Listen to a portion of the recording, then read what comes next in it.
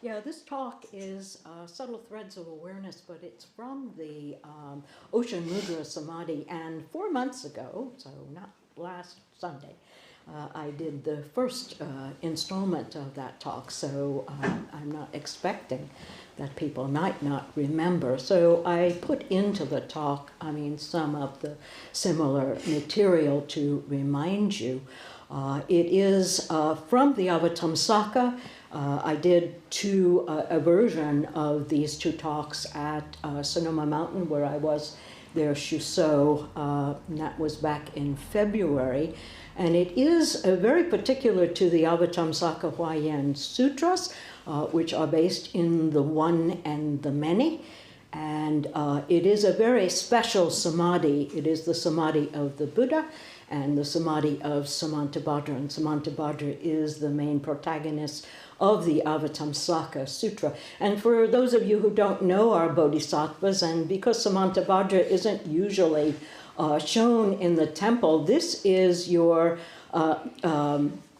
bodhisattva of loving kindness, who is actually hidden in the world. And so this is the bodhisattva that you call upon when you are in the relative world, when in your job, in your family, all of the ups and downs of your life. Samantabhadra is your companion. So he's really important. And there was at Sonoma, actually, they have everything there. They did have actually a Samantabhadra on his elephant, and he was right outside the Zendo. So not in the Zendo. A lot of times, and I'll tell you that in my talk, he's kind of hidden. And there's only the elephant, or just the kind of an invisible presence. So I will just start with one of my poems, Prelude to the Dream. Now I have this. I really need it to be that big, and it's not working. And because it's much easier for me to look up. And I'm searching for one, and I don't know, I keep trying this, and it's not really working as well. So I guess I will find one eventually that is taller for me. Prelude to the Dream. Days pass one after the other, and yet, on a gentle day, a starlit birth, my winter walks, the moonlight's blue, impresses its image on virgin snow.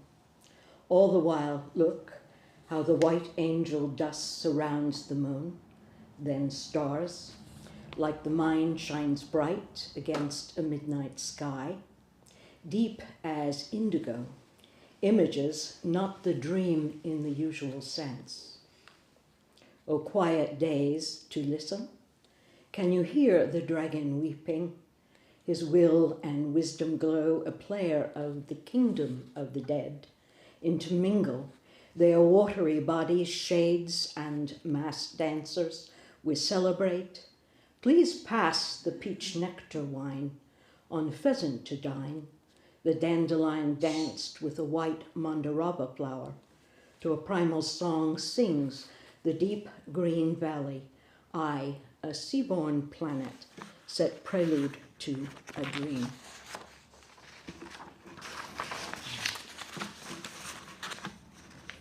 And all of the advanced sutras, or the wisdom sutras in Buddhism, all point to emptiness. And this is not very much about the Avatamsaka Huayan anymore. There's some mention, but the Huayan Avatamsaka is from the heart, this one and many. And that really is the crux of our life, this oneness and the many, or sameness and difference. But all of the sutras, after a while, you will hear, this emptiness and one and many in all of the sutras, always just posed in a slightly different, a different frame. But they all are this at the heart. And subtle threads of awareness, the Ocean Mudra Samadhi as one-pointed attention, peace, to be one. In the great way of going beyond, no endeavor is complete without being one with the myriad things. And the mudra considered a gesture, immediate and complete, pointing us toward a great loosening. Mudra is who we are, how we are active, encouraged to encounter, this capacity of the mudra to embrace. Mudra as a ritual language, a sign or gesture. And this particular fascicle can be called the ocean seal, or the ocean mudra, or the ocean mirror. But I really liked mudra. And again, for those of you who are not familiar, you know, this is your cosmic mudra. This is gasho, which is a mudra. This is sashu, which is a mudra. And I just love the word mudra. And when I felt that word, you know, I felt like I understood the fascicle in a very, very different way. And the words and the meanings were bigger for me.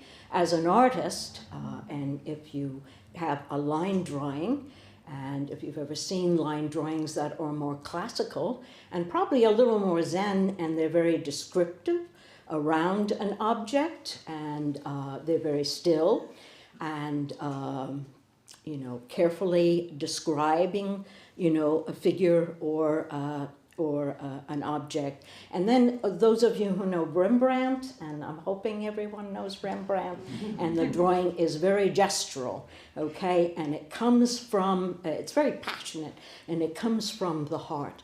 So that's kind of how I see the mudra, as a gesture. Something about this really gives me a key to something bigger, something emotional, something also of the body, something of the mind, something more than, you know, oh, it's just something I do as a Buddhist. So that will explain or try to give keys to the word mudra. So mudra as a ritual language, a sign or gesture. Mudra as indicative of the signs of the Buddhas, Bodhisattvas, enlightening beings, and of the practice. Mudra is a silent language of a silent language of hand and actually footstep motions, simple like a dream and passionate. So when the Dharma teaching is relative to who we are, as we are, and to our practice, what we know becomes particular to us, expressed as this very life. The ocean in the ocean mudra, as the myriad differences, how we encounter the myriad differences. The ocean mudra as a space of entering the great aha. The practice is to witness the disentangling of our karmic patterns, when a life comes into question and the old words no longer make any sense, like the ocean mudra turning us toward, turning us whole, embraced by the whole way around. What would it mean for you to hold, to be held close, to enter a greater embrace? How does the mudra embrace this anxiety or sorrow, as doubt, as fear, as anger, or as the great unknowing? Is this a symptom or a sense of problem, or a capacity of the great ocean to embrace? Too often we listen and look for fault. I am like this, I am like that. You are like this, you are like that. But the stumbling and the stuttering is the way, stepping forward and stepping back, cautious and slow. We learn to properly recognize ourselves, to speak with clarity and imagination, to say yes or say no without hesitation. True to our dream, like a secret love, remaining close and authentic to what has been or is at present most difficult as well as joyful. This great turning of the ocean mudra, which requires an exploration of our deepening faith. And the Ocean Mudra Samadhi is the 32nd fascicle in the Shobogenzo, a book of teishos written and performed by Master Dogen for his monks and congregation. It is the direct pointing of the Buddha, who during his meditation beneath the Bodhi tree saw the complete Flower Ornament Sutra, the Avatamsaka Huayan, the wisdom of the jeweled net of the one and the many.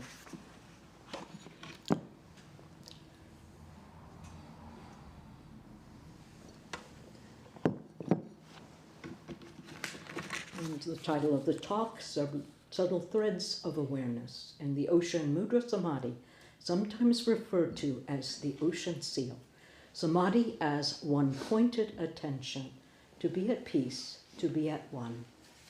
In the great way of going beyond, no endeavor is complete without being one with the myriad things. When the knot has eyes and shows itself as wisdom, the karmic knot or the complexes disentangle, and it does disentangle, disengaging itself from outworn ways, metamorphosing, revealing its undivided face. And this talk is part 2, and it is inspired by the fascicle of the Ocean Mudra Samadhi.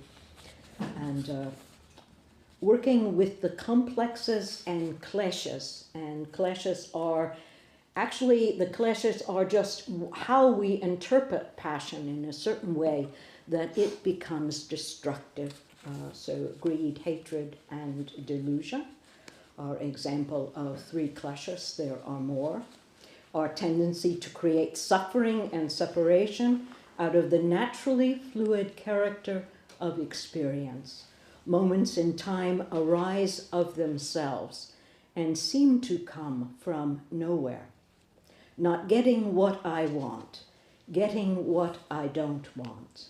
And in the first talk, which was in May, I talked a lot about, our ability for storytelling.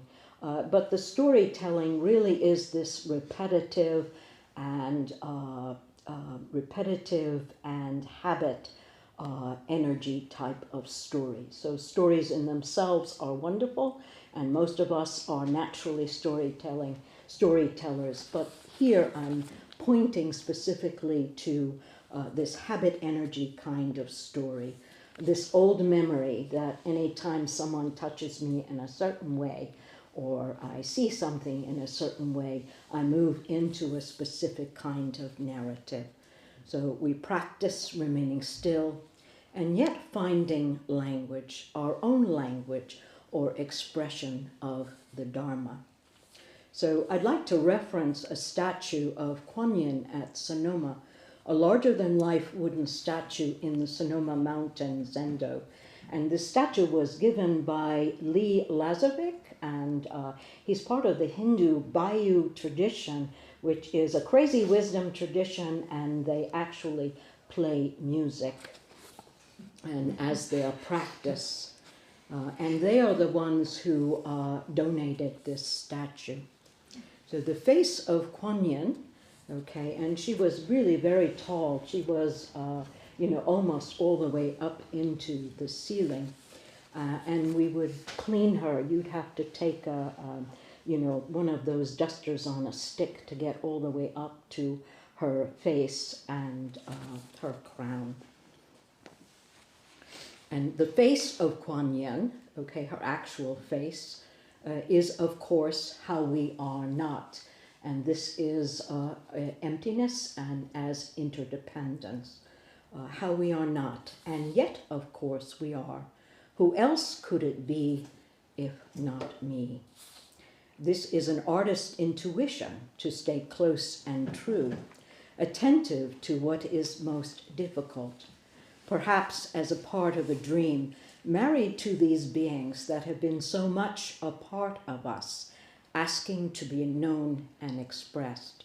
So on the crown of her head are 11, a tier of 11 faces, and they move counterclockwise. So there are 3 faces of relative calm and peace, and then helplessness, fear, anger, pain, hate, anxiety, frustration, rejection, isolation, despair, and devastation. And the last face is hopelessness. And it moves on a tier. It's like the top knot, and they get kind of more and more grotesque as they move around. Because at times this is what our life is. And Kuan Yin acknowledges this truth. She sings to us, and this is the Universal Gateway chapter. If those of you are familiar with the Universal Gateway chapter, to trust and remain still. And in this way, each of these possibilities is a portal to freedom. In truth, no matter what is happening, we are free. It is not that opposite energies don't exist. We can and do make mistakes, experience conflict and pain, but an awareness flows beneath us as something greater. Okay, so, and I have these questions that I developed to emphasize and cultivate your ability to notice. So these are questions, you can write them down somewhere and just, maybe at some point, a few weeks from now, your questions will begin to come up, or it will begin to bubble up a little more insight into your own practice. So the questions, do I acknowledge, and this is a habit of noticing, do I acknowledge and how I acknowledge loss or a perception of loss? And when it comes to habit energy, or when it comes to how difficult our human lives can be, sometimes it is, we feel at a loss, but it actually may not be a loss, and that every situation of loss can be turned around. It can be inverted to become a source of nourishment and learning and joy. And that's really important. Do I know in particular the how, what, where, and the when? I feel separate and isolated. We can easily say that a sense of separation brings pain, but where do I particularly feel this sense of separation and isolation? This is really important because it really is up to you, and no one can give you this. How does this unfold for me? My pain is a key to what I most value, and it is this value that is an impetus to liberation. In moments of discord, in what way do I feel separate from what is most important to me?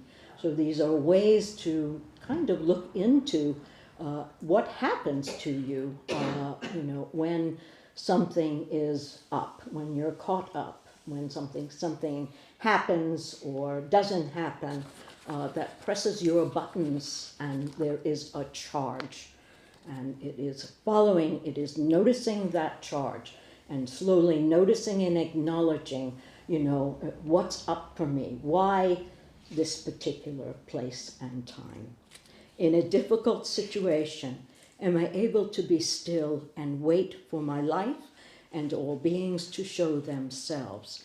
Do I trust in my own ability to step forward and take care of things? Can I cultivate a deep faith in something more that points the way? And these aren't just words. This is actually what I do, what I know from the practice, and I have seen it for myself. And so, the Buddha says, don't just listen to what I say, find out for yourself, okay? And let me see, I'm not great with time. Does anyone have any particular questions so far? And I will give this 5 minutes. So if anyone has any questions about the questions or about, the key to your treasured life. You're all okay? Can you show us the Ocean Mudra again? Can you show us the Ocean Mudra again? Oh, well, this is the cosmic mudra. The cosmic. Yeah, it's not the ocean per se, because nothing is the ocean per se, but it is, our connection with all beings. And it's one of the many mudras. We usually sit with this mudra, and when you are open to allowing this image to work for you, when you take it in, then you really are connected to all beings. And you really are connected to all beings when you do Zazen. You never are outside. You never really are alone. And so this is just like this when you sit meditation.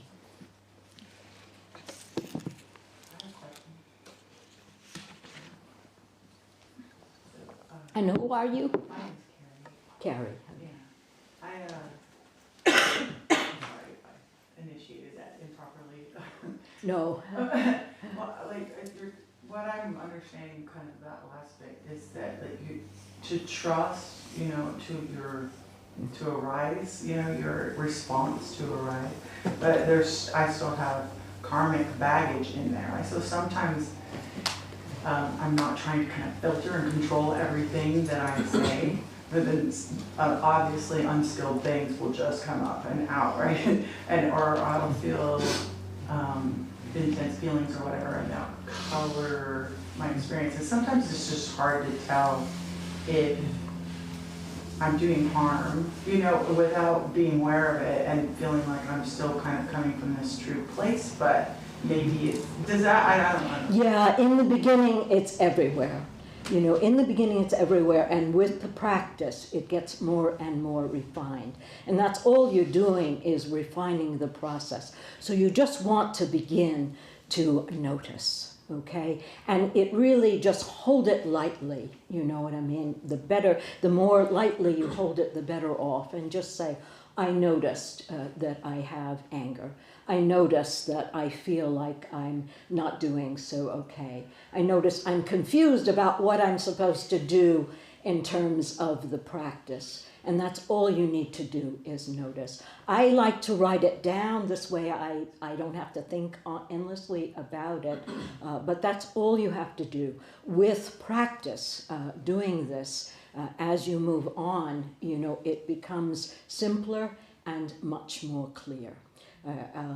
Most of us have an underlying pattern, something that's happened to us that has kind of distorted, a whole or positive outlook about ourselves and others. It can be more traumatic for some people than others. So that pattern is helpful because, your habit energy, that it is the same wall you're walking into, you can trust that. You don't have to think about so-and-sos and so-and-sos and so-and-sos. You can really just focus on what it is for you.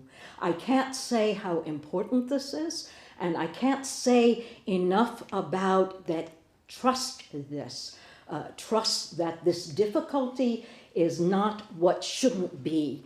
It is also who you are, authentically who you are, and it is how you are being with the very life you have. And we share this with all beings, and for myself, it has given me everything in my life that has been positive and joyful and rich, as well as being difficult. It is two sides of the same thing. So again and again, you're not looking to be rid of anything. You really want to acknowledge, and as much as you can, to stay still. Kyogen used to say you want to hold to the space that holds the stuff and not get into the stuff. If you do, it's fine, but you just do your best to stay still. You get underneath, and then life begins to change. And if you're not meditating with idea, if you're buying into the discursive story, yes, ruminating, or some of us numb out, a different kind of person, then this is just not what to do. And if there's anything you begin to understand about Buddhist practice, it's this. I've been doing this for years. Okay, so it's here. And I'm saying too that the world really opens up. It really does. And you may not get the thing you were looking for, and often you don't, but the real world opens up in surprising and this great aha. Okay, and it's learning to stay, which is like to stop. That's the same, it's stepping into unknowing and trusting what is unknowing, and it's hard to do. If it was easy to do, we wouldn't be sitting here. Okay?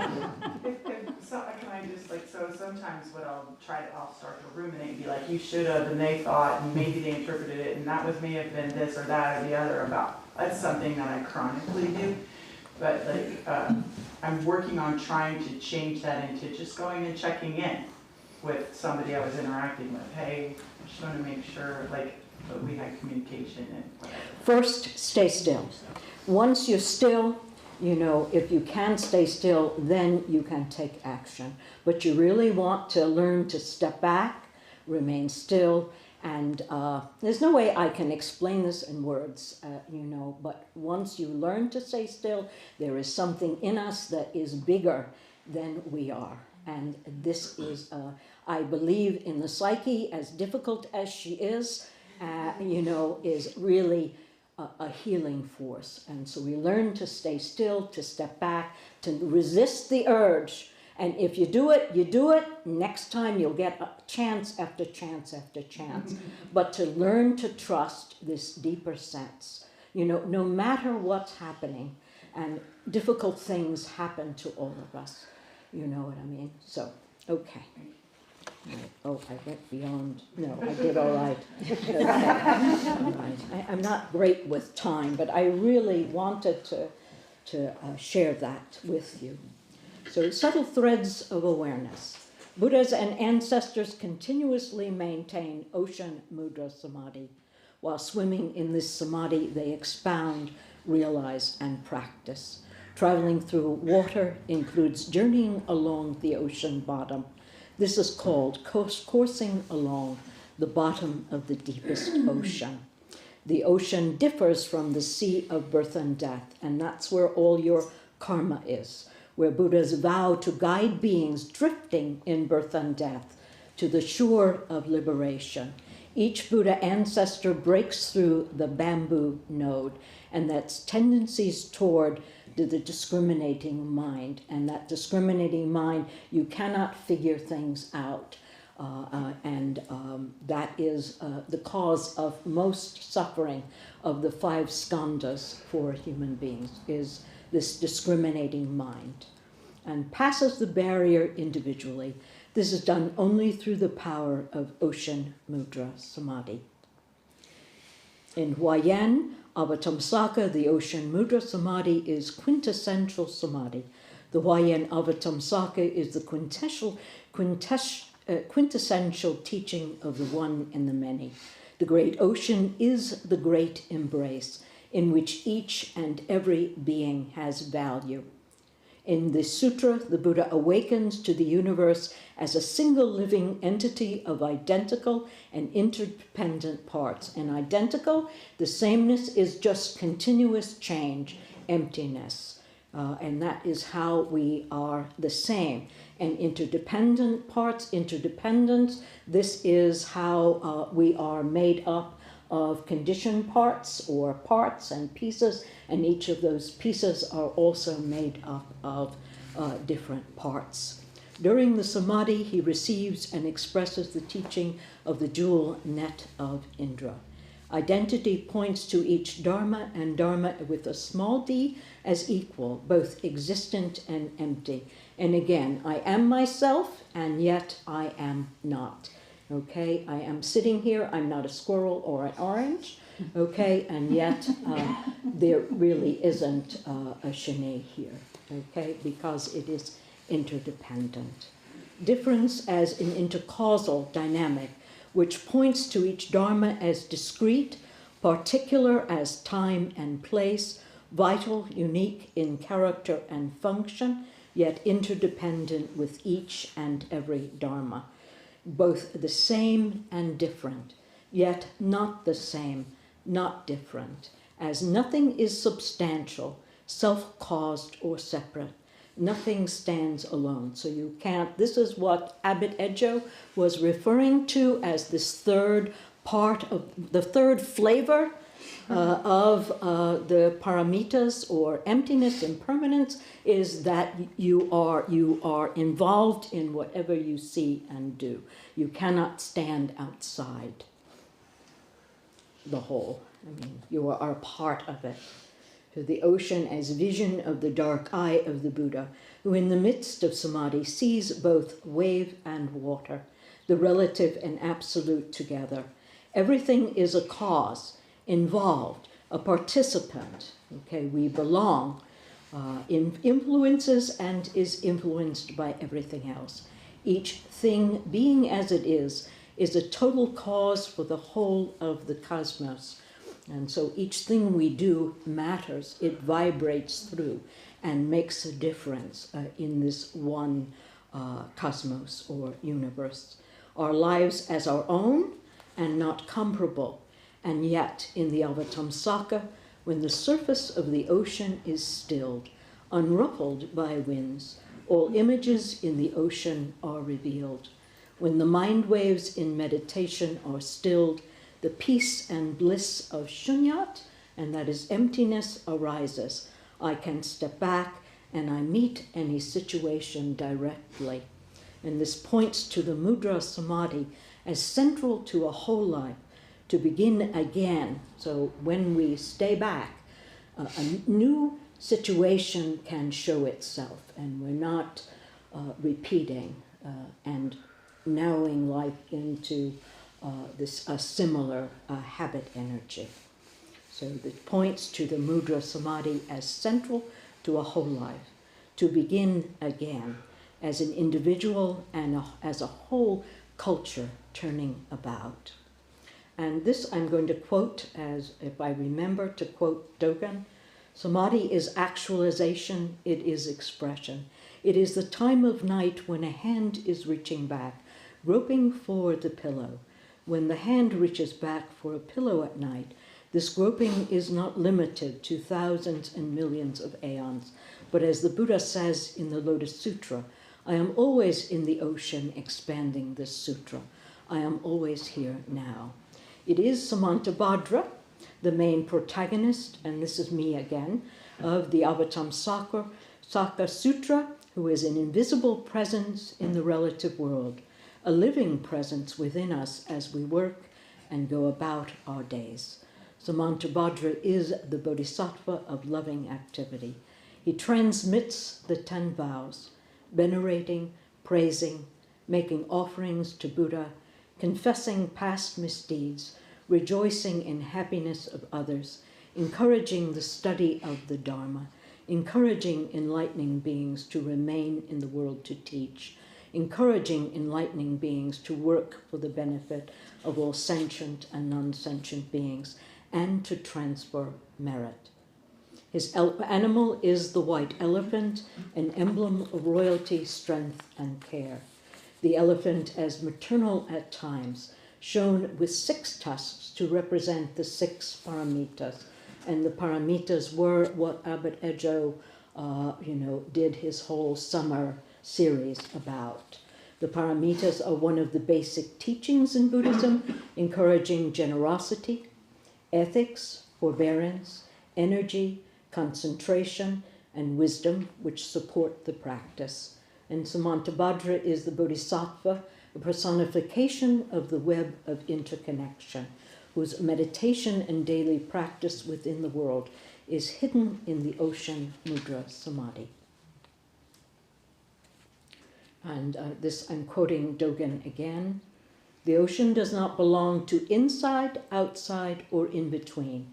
It is just that I am always expounding the Lotus Sutra. The Buddha does not abide in the east, west, south, or north, not in any particular locality. It is everywhere. Everywhere you are, you can find the Buddha. The whole boat is empty. It returns full of moonlight. This return, this stepping back, this being still, is the true place of settling. Who would call it stagnant water? It is actualized in the ultimate dimension of the Buddha Dharma, and this is called the mudra of the water mudra. Let me speak further. It is called the mudra of emptiness. It is the mudra of mud. The water mudra of water is not necessarily the mudra of the ocean. Going beyond is considered the mudra of ocean mudra. This is called ocean mudra, water mudra, mud mudra, mind mudra. By transmitting the mind mudra, you mudra form water, you mudra mud, you mudra emptiness. And this is me again. All things are forever in their state of becoming, and yet already true, whole, being as it is. Therefore, the presence of Samantabhadra in a temple can be indirect, as a statue of the elephant stands alone at a gateway, as a guardian of the teaching and community. In the sutras, Samantabhadra functions as the protector of the teachings and all beings, who recite, study, and actualize the sutra. He protects the sutra itself. Samantabhadra is the embodiment of vow and the going beyond of the Ocean Mudra Samadhi.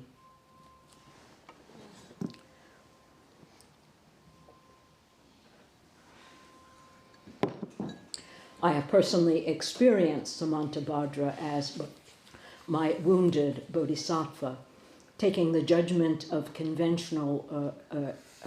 conventional world as more true, I guess, than it is. But convention is not synonymous with ordinary life. I spent many years isolated, following what I felt was an inner necessity, which took me into difficult and unexpected terrain. It is interesting to note that only when we remain close and true to what is difficult for us do the real questions emerge and genuine transformation becomes possible. This can and usually does involve painful realization and loss, the place of settling as non-dual, seeing the world without grasping, attuned to our natural rhythm, free, with an active acceptance of what is. And receptivity is not a passive state. Prajnaparamita is active. It is a state of great energy. So this is not about resigning yourself. It is about meeting what comes up in your life, meeting it squarely and truthfully. Okay. Reverend Kyogen Carlson, my root teacher, spoke of being ordained to your life, our involvement with life as deepening faith, dissolving obscurations, transforming difficult emotions and negative self-other thoughts, seeing them as messengers and teachers, pointing us back toward the Buddha and all beings. And then perhaps we will communicate in a more friendly, colorful, and creative way as our original expression of vow and voice. And this is Dogen again. Kao Shan, great master Wan Sheng, was asked by a monk, from the scriptures we learned that an ocean does not retain corpses. What is the ocean? Kao Shan said, that which contains the myriad things. The monk said, the ocean does not keep corpses. Why? Kao Shan said, those who have stopped breathing do not remain as they are. The monk said, the ocean contains myriad things, but those who stop breathing do not remain as they are. Why? Kao Shan said, myriad things stop breathing when they don't function anymore. And this is me again. Everything has value and function. Nothing remains stagnant outside the momentum of the whole. This refers once again to a place of settling, of flexible stability, a willingness to permit change. When there is a disturbance, sometimes I will give that disturbance some rein to inquire into what is needed, what is being asked of me. With practice, my relationship to impermanence, myself with the world changes, learning to wait, learning to lighten up. When there is sorrow, negative judgment, loss, this is an opportunity to learn again, deepen my understanding of my primary values. Where do I feel at a loss from those values? And to commit and reconnect to those values. When everything seemingly conspires to act against us, for we are this unity, to touch this truth that is not only positive.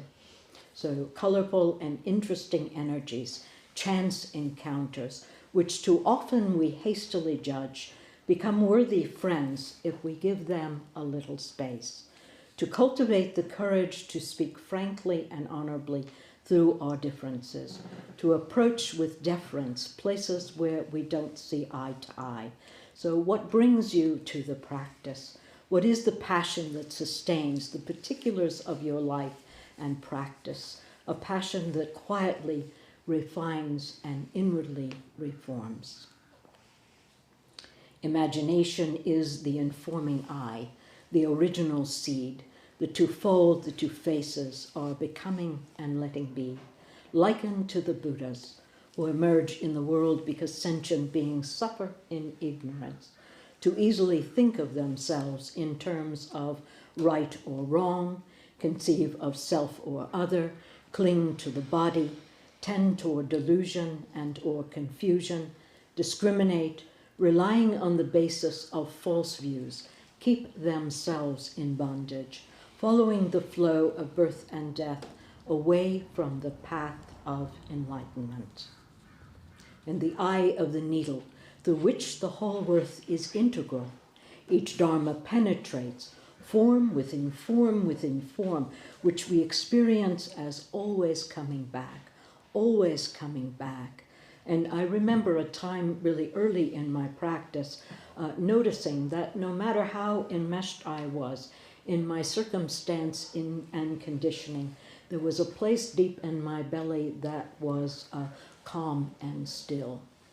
At times my mind would clear, become like a cool breeze, the belly a place where a troubled heart could settle, which I intuitively referred to as the ocean. And I have drawings and paintings completed during a turbulent period of my early practice, and how peaceful these drawings were. So I have evidence too, evidence for me. Figures soak through with a subtle presence of inner light. And this is Dogen again. The ocean that does not retain corpses is not the open water, an enclosed sea, or even one of the 8 seas. This is not what the monk asked Kaoshan. The monk understands what is not the ocean as the ocean, but also understands the ocean as the ocean. A sea is not the ocean. The ocean is not necessarily an abyss of water with 8 powers or 9 trenches of salt water. The ocean is where all elements come together. It is not limited to deep water. This being so, the monk's question, what is the ocean, refers to the ocean as not being known by humans and devas. The one who asked the question wanted to shake up fixed views, not retaining corpses. When brightness arises, meet it with brightness. When darkness arises, meet it with darkness. A corpse is as indestructible as ash, meaning through countless springs, there is no change of mind. So this is one mind. There is no change of mind. This truth of continuous change and interpenetration, interconnection. A corpse such as this has not been seen before. therefore it is unknown. So this is this stepping back, and we really don't know what to do or where to go yet. So the place of settling is about not latching on to the 8 worldly dharmas, such as winning, losing, success, failure, self-other, and or right and wrong, to allow situations to work themselves through without superimposing our reactive, repetitive thoughts and feelings. And again, you're stepping back without knowing. It's an act of imagination. It is a creative act, and you're just going to wait and, be still. This is to give people circumstances and circumstance a chance to freely offer themselves, to give their response wholly as themselves. It is because things change. This place of settling is indestructible. We do not transcend the world. We continually explore and transcend our one-sided views of the world. And this is a story that I really love. It is also about Kuan Yin. And it was a devotee of Kuan Yin's saving power was passing the night at an inn where the landlord was in the habit of administering drugged wine to the wayfarers who sought his hospitality and stealing into their rooms by night to rob and even murder them. This particular guest, however, was a faithful Buddhist and did not touch the wine. Not being drugged, he awoke to find the landlord advancing upon him with a knife upraised. But at that very moment came a heavy banging at the door. Hurriedly withdrawing, the landlord went downstairs and opened the door to find a burly policeman-like individual who politely asked him to convey to one of the guests, the very one who he was at a point of murdering, that an old friend of such and such a name desired him to drop by in the morning. Tremblingly discarding his fell intention, the landlord delivered the message soon after it was light. The wayfarer, though he gave no sign, had no difficulty in recognizing the syllables of the visitor's name as a quotation from the Dharani of great compassion. The policeman-like individual had been Kuan Yin herself, or a being sent by her to protect a good man who had long made a practice of reciting the Dharani. And I love this story because it really speaks to a phenomena of simultaneity. And it could be interpreted as what goes around comes around, but it's really more mysterious than that. It is these subtle threads. It is this opportunity to trust. It is the opportunity to kind of resist the urge to do what we usually do. So you really want to get to know that habit well. It's really we who hold the key, but it is year after year to know that it is in our hands, and also, I don't know how to explain, but the particular question that we have, or the very particular individual need that we have, as our practice. And again, with Dogen, being all-inclusive is just like that. Letting go is just like that. What is called the ocean of Buddha natures, of Vairochana's ocean storehouse, is just the myriad beings. And all of these myriad beings are all of the differences. Okay, so all of the different things and people and events and issues. Although the ocean surface is invisible, there is no doubt about the practice of swimming in it. Kaoshan's words, that which contains myriad things, indicates the deep ocean. So it is an ocean of differences, distinctions. The point of his words is not about one thing that contains myriad things, but just about containing myriad things.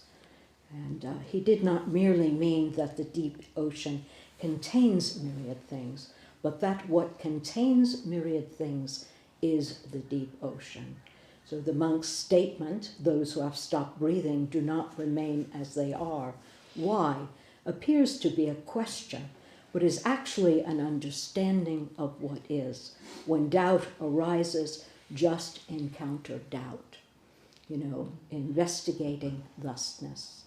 So you just stay still with the klesha.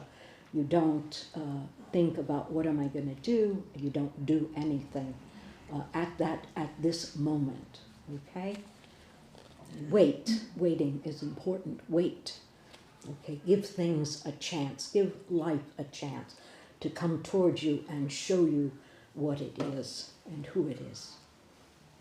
Okay. So in the great way of going beyond, no endeavor is complete without being one with the myriad things. To be one with the myriad things is to be still amidst unremitting change.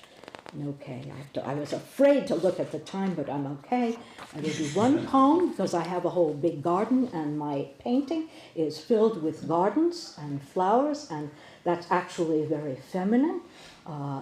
This garden, you can think of your practice as a garden, or you can come up with another very imaginative idea. And it is an anemone rose. Anemone rose, O daughters of songs, color and poetry. A sun endows your petals proud, a dew-like sweet and harmony elite. A fair feathered foliage turn frivolous phrase, a honey-filled sonnet with moonlight upon it. A sorrow's glance and elegy's dance. Her waters flow soft and ungainly, yet her nature steadfast and to the enemy unyielding. Mute passion's desire, a heart full of fire. And Thalia, a white dahlia. Thalia was a morning star that lights the assembly. Her cartwheels spin in comet strokes, create a world, in rhythm speaks, a white-winged dare of delicate caprice and candor. And Thalia slew the solitary stone with her elemental grace and grandeur. And peony caught in a world of variables. Peony pink with a bonnet of feathers, born to peak in inclement weather. Bold be your stride. Why passions do you hide? Yet to understand there is none to confide. And I have very many more flowers. And my name, Shin'ei, means actually sacred flower. And I don't know if that was purposeful or not, but it works. And there are beings I have dreamt of, painted, and have kept company with over the years. And they are not literal, like Kanzeon, Avalokiteshvara is not literal. Yet they have been very real friends. So that's my talk today, and we have time for some questions.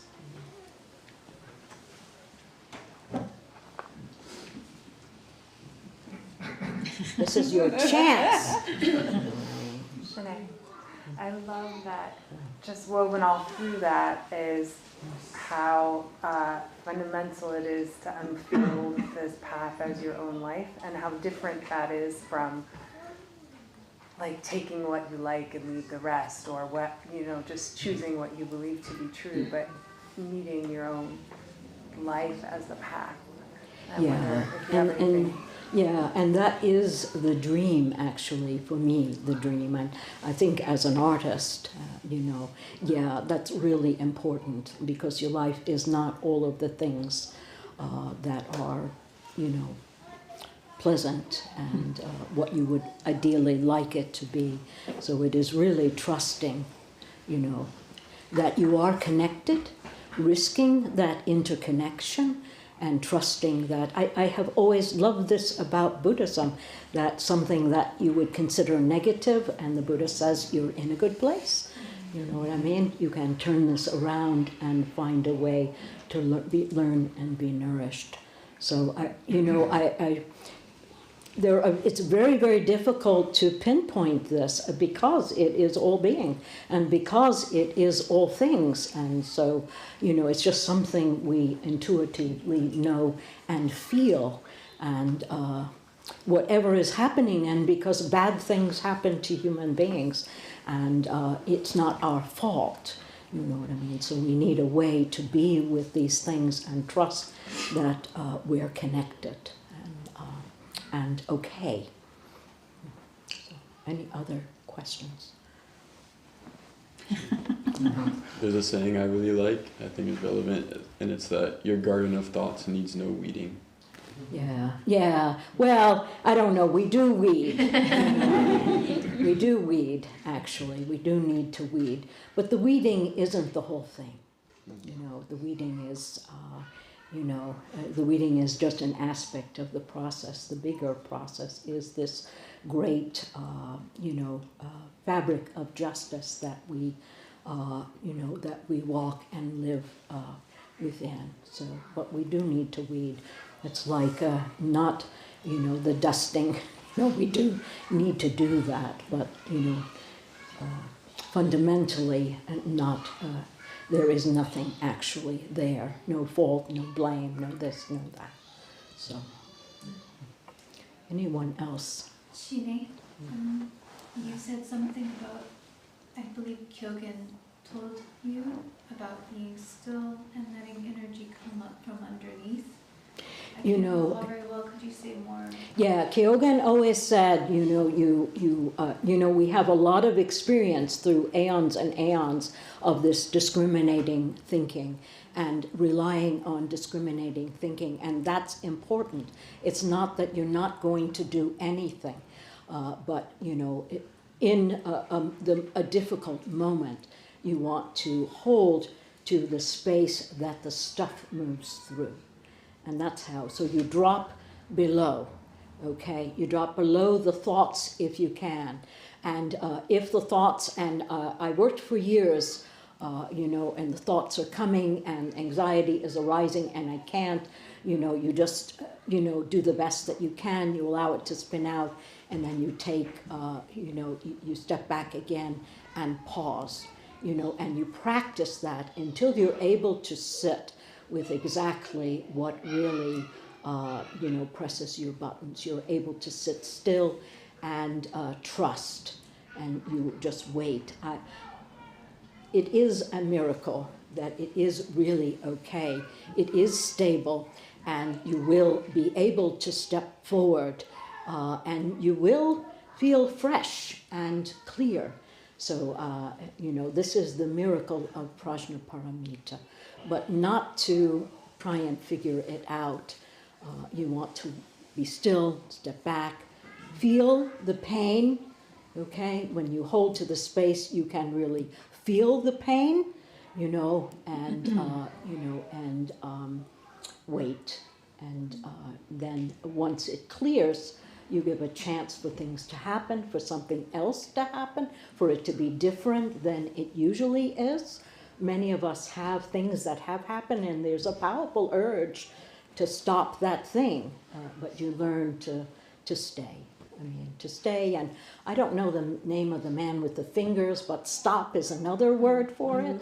To stop, yeah, so to stop, to stay again and again and again. For me, these things never go away, because they are part of the cosmos.